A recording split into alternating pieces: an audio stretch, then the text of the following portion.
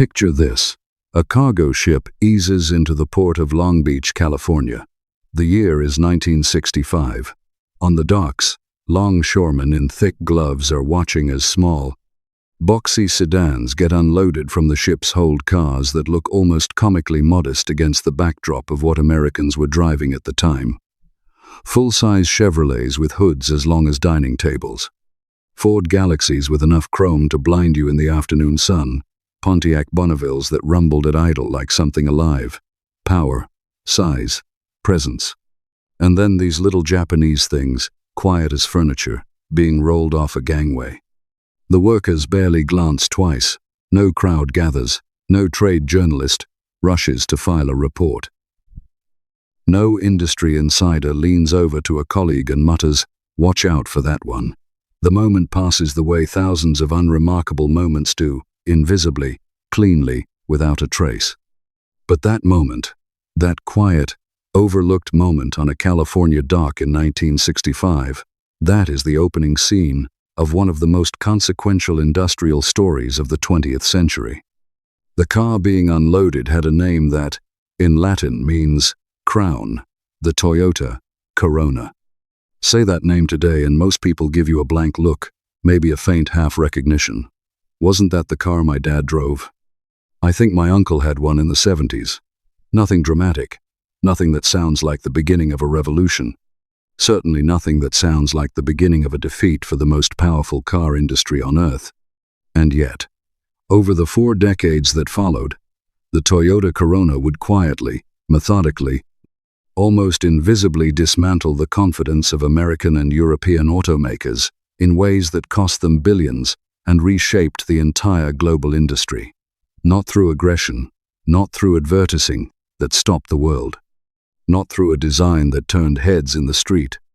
Through something far more subversive, it simply worked, reliably, consistently, for longer than the competition thought was possible from something so unpretentious and at a price that made the value equation almost embarrassing. This is the story of how a modest Japanese sedan that nobody in Detroit took seriously ended up rewriting the rules of the game. And if you've ever underestimated something quiet and persistent, a person, a company, an idea, this story is going to feel uncomfortably familiar. Stay close, because the way it happened is stranger and more instructive than anything they put in the business school case studies. And it starts not in 1965, but 8 years earlier in a Japan that the world had not yet learned to respect. Born in the rubble. To understand what the Corolla was, you have to understand the world it came from. 1957. Japan is 12 years removed from the end of the Second World War. The physical rebuilding of the country is still very much underway. Manufacturing is clawing its way back from near total destruction. Toyota, at this point in history, is a company that the overwhelming majority of people in Europe and America have never heard of. Not underestimated, genuinely unknown. Into this context, Toyota launches the Corolla, not as a luxury vehicle, not as a sporty statement, as a practical, durable, honest car for ordinary people who simply need transportation that will not fail them. The name Corolla, meaning crown, carries a quiet confidence, not shouted, stated in a low, steady voice. And here, in this moment, the philosophy that would eventually change the global auto industry begins, though nobody on earth recognizes it as such. While American and European manufacturers in the late 1950s are engaged in one of the most spectacular visual arms races in industrial history, tail fins stretching higher each model year, chrome expanding across every panel, engine displacements climbing with each new generation, Toyota's engineers are focused on a question that seems, by comparison, almost boring. Not, how do we make this car look impressive, but how do we make this car last? How do we make this car start on the coldest morning of the year, every year, for a decade? How do we make it run 2 hours at highway speed, then crawl through city traffic for another hour, and never miss a beat? How do we make this car something that does not require its owner to worry? That question sounds unglamorous. That question is also the one that, compounded across millions of ownership experiences across 2 decades, turns out to matter more than anything else. Through the late 1950s and into the early 60s, the Corona develops generation by generation, the T20 series. The T40 series, arriving in 1964, which represents a genuine step forward in ride quality and mechanical durability. Engineers at Toyota were not working to make the car glamorous. They were working to make it unbreakable. But a brilliantly engineered car that only sells in one country can only prove so much. If the Corona was going to validate what Toyota believed about itself and its manufacturing philosophy, it needed a larger arena. And in 1965, there was only one arena that mattered. America, the country where the automobile was not just a product, but a piece of national mythology, where roads were wide and long, and expectations were absolute. Toyota took the Corona there, and the outcome of that decision would take years to fully unfold, but when it did, nobody could pretend they hadn't been warned. Taking on the king. In 1965, the imported car market in America had a king, and that king was Volkswagen. The Beetle had accomplished something that, honestly, should not have been possible. In a country that had built its identity around size and power and the open highway, Volkswagen had sold Americans on small and simple and made them feel intelligent for choosing it. Their advertising campaigns from that era are still studied in marketing programs today. Think small, campaigns that turned the Beetle's obvious limitations into badges of good judgment. Counterintuitive, brilliant, and remarkably effective. By the mid-60s, Volkswagen had cultural penetration that money alone could not manufacture. The Beetle had cool. It had community. It had the kind of vocal, loyal ownership that grew organically, person to person, because owners genuinely felt they had made the smarter choice. Against all of that, Toyota brought the Corona.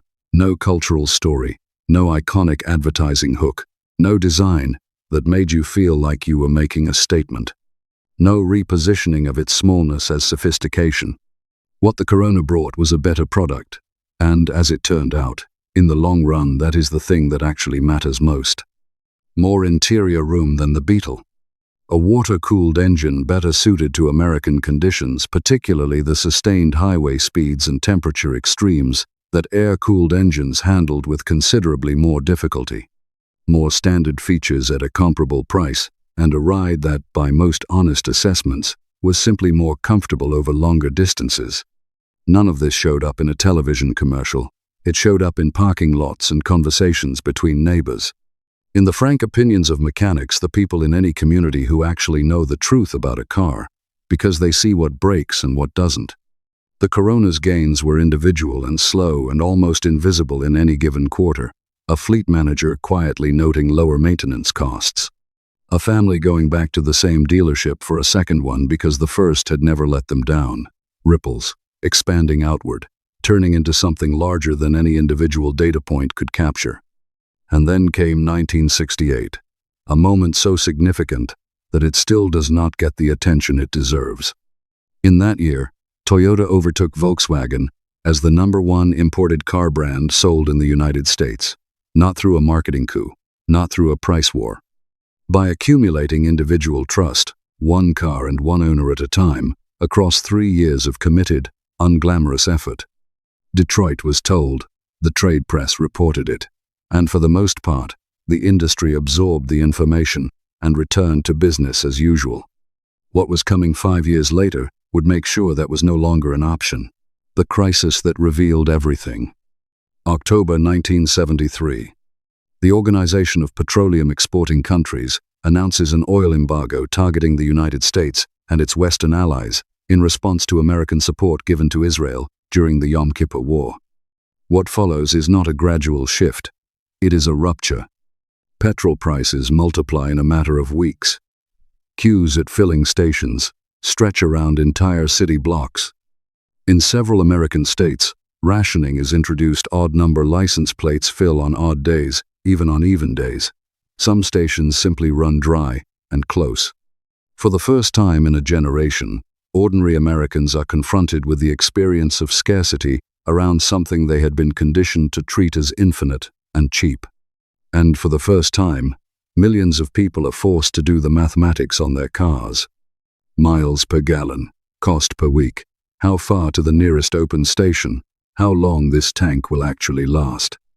The numbers are revealing, and for owners of full-size American vehicles, the revelation is not comfortable.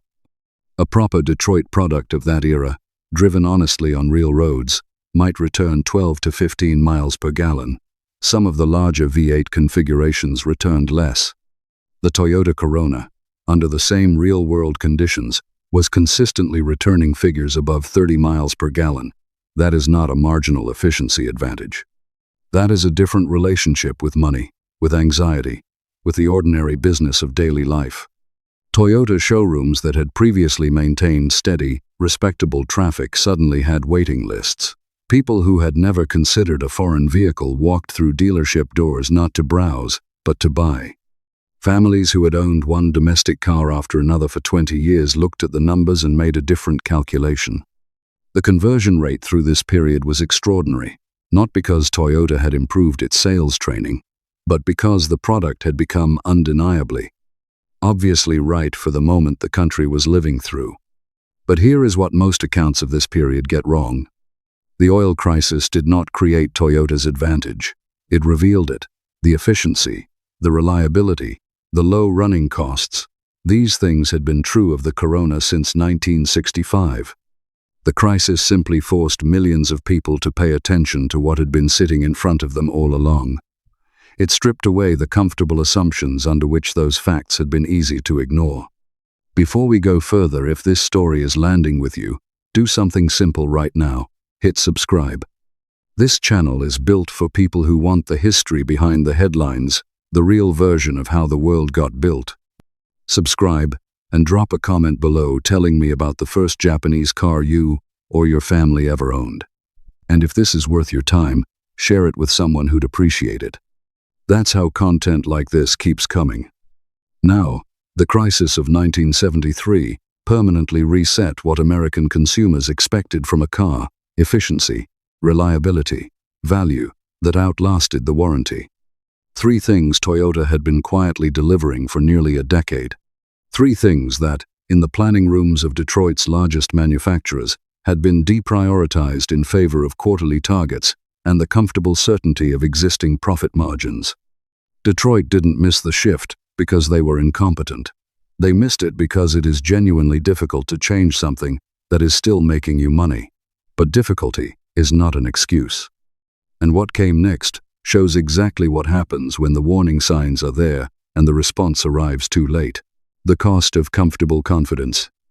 Here is the part of this story that is genuinely difficult to sit with, because it is not inference or hindsight reading. It is documented corporate history. American manufacturers were not surprised by the quality gap in the way the word surprised implies sudden discovery. Internal research conducted within major U.S. automakers in the early 1970s had already produced data identifying reliability and build quality as areas where Japanese imports were establishing a measurable and growing advantage. There were people inside these organizations, engineers, quality control managers, product planners who knew exactly what was happening and had raised it through the appropriate channels. The response, broadly, was that the situation would be addressed in the next product cycle, or the one after that. Because the current cycle was still profitable.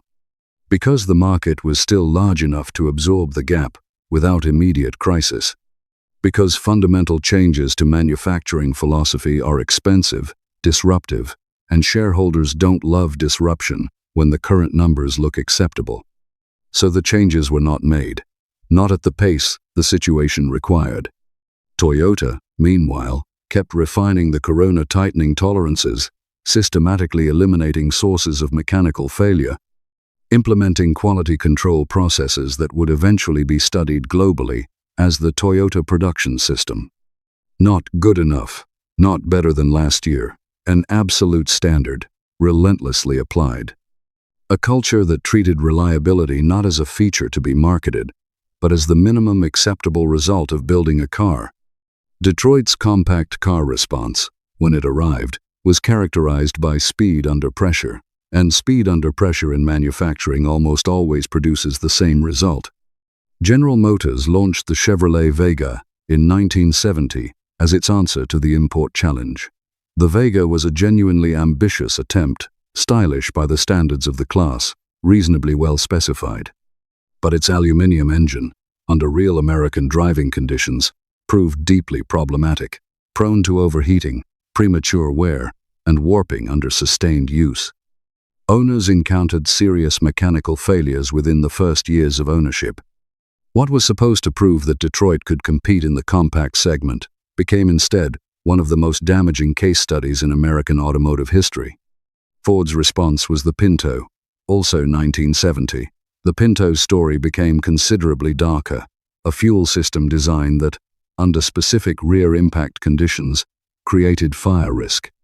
Documents that subsequently emerged in litigation suggested internal cost analyses had been applied to the question of whether to implement a design correction weighing engineering expenditure against projected legal liability.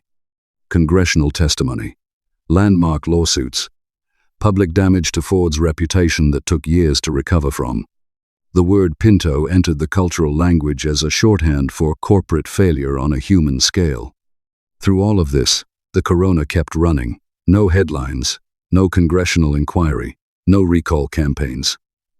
Exactly as promised, for exactly as long as promised, for the people who had trusted it with their daily lives. This is the point that tends to get compressed in broad historical summaries. It was not only that Japanese cars were better engineered, though they demonstrably were.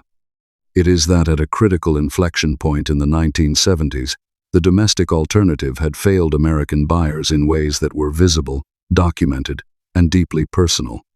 People carry that kind of experience for a very long time. They tell their children about it. The family that watched a brand new American compact break down in its first winter carried that story into every car-buying decision they made for 20 years. Toyota was not just winning market share. It was winning something that could not be quickly replicated by a competitor who finally decided to catch up. It was winning the right to be believed. And that, in any industry, in any era, is the hardest thing in the world to take away once it is earned. The crown that needed no ceremony. The Toyota Corolla ran for 45 years. From 1957 to 2002, across multiple generations of engineering, through oil shocks, recessions, the end of the Cold War, and the wholesale globalization of manufacturing. Through the rise of Japan as the world's benchmark for industrial quality. Through the emergence of management philosophies, lean production, continuous improvement, Kaizen that companies from Germany to the United States spent decades trying to understand and replicate. Through all of it, the Corolla was there. Not at the center of the conversation, never the car that got the motor show spotlights or the magazine covers. At the foundation, the car that built the dealer networks, Toyota needed to be everywhere. The car that established the service reputation, Toyota needed to be trusted. The car that created, one owner at a time, a base of customers who came back not because they were loyal to a logo, but because a specific car had earned their personal trust through years of keeping its promises. It was never Toyota's most exciting product. The Supra drew the enthusiasts. The Land Cruiser built legends in terrain that broke other vehicles. The Corolla eventually became the best-selling nameplate in automotive history.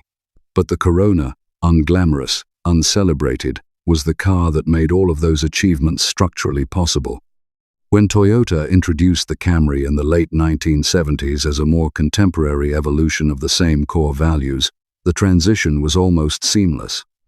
Because the families who had owned a Corolla for 10 or 15 years did not need to be sold the Camry. They already understood what Toyota meant.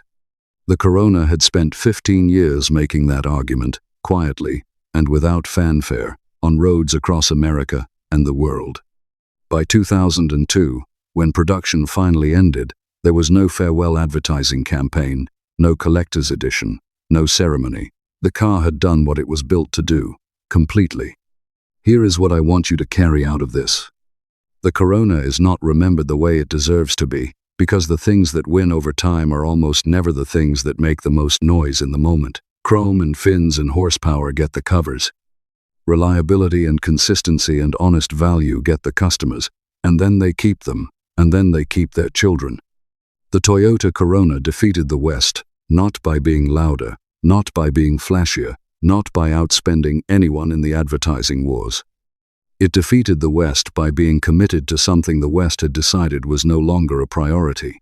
And by the time the evidence of that commitment became undeniable, the gap was already irreversible. If this video gave you something real to think about, please hit the like button, 1 second of your time, and it genuinely changes how many people find this channel. Subscribe if you haven't yet. Every week, we go deeper on the stories that shaped the world your generation built and lived through.